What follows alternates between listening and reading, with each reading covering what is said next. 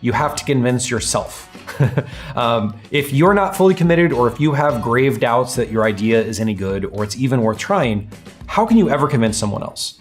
And people can tell if you don't believe in the thing you're doing. And so if you really have that fire that you're onto something and it's worth doing and you're convinced, okay, so how do you convince yourself and what does it mean to convince yourself? Do you ever know that feeling where an idea enters your head and you can't sleep at night and you can't think about anything else but it and it starts to pervade your thoughts? That's a good sign. That's a sign that you might have a startup idea or a drive to work on something that'll have the kind of magnetism and power to keep you on it a while, if you just can't get it out of your head. If you immediately are cynical about it and you're negative on it and you're just not that excited about it, that's a sign that you're not convinced.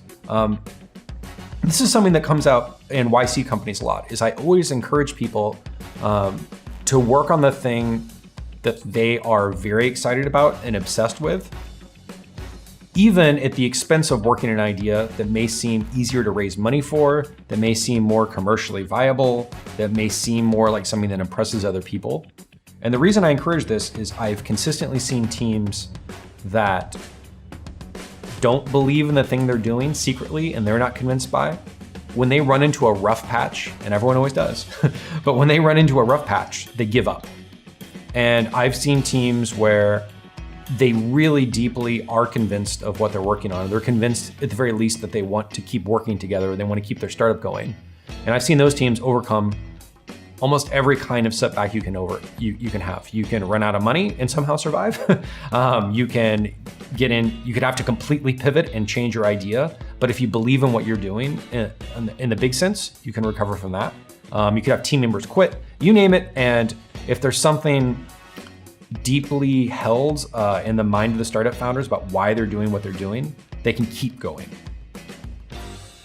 It would appear that it's equally hard to succeed at a startup that you don't care about and one that you do. And it's almost equally hard to succeed at a startup that's a very ambitious, audacious idea as it is to do something super incremental that's not that exciting. And if we assume for a second that those are equally difficult to accomplish, do you see why you should definitely do on the way more audacious idea or the thing you're way more excited about, right?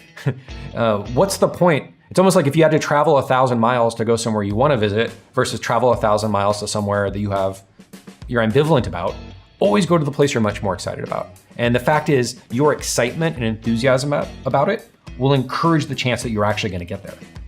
So sometimes people ask, can you build excitement over time? I don't really have anything you can get more excited, you can fall more in love with an idea, or you can fall more in love with entrepreneurship by doing it on the side and kind of discerning if you get more and more excited about spending time on it or less, right? Like if it feels like fun, if it feels like not work to work on your startup or your side project or what have you, and it's just something you want to do because it's entertaining or enjoyable to you, that's a good sign. And I have seen people, they kind of do something on the side and it's not exactly meant to be a business, but people like it.